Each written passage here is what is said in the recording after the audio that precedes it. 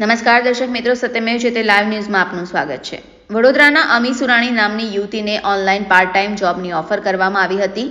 ઠગ ટોળકી દ્વારા online task આપી રોજના 1500 થી 3000 સુધી કમાવાની સ્કીમમાં ફસાવવામાં આવી હતી। જેમ જેમ ટાસ્ક પૂરા કરવામાં આવે તેમ ઠગો દ્વારા વધુને વધુ ડિપોઝિટ ભરાવવામાં આવતી હતી। અમી સુરાણીને ઓનલાઈન વોલેટમાં કમિશન સાથેની રકમનું બેલેન્સ બતાવવામાં આવતું હતું। યુવતીએ રોકડ 8 લાખ ભરી દીધા હતા। 10 લાખની રકમ ઉપાડવાનો પ્રયાસ કરતા તે રકમ તેને મળી ન હતી। સાયબર સેલના એસીપી દ્વારા 2 પીઆઈના ટીમ બનાવીને બેંક એકાઉન્ટ તેમજ કોલ્સ ડિટેલના આધારે ઠગ ટોળકીનું પગેરું શોધી કાઢવામાં આવ્યું હતું। પોલીસે ગેંગના 5 સાગરીતોને દબોચી લીધા છે।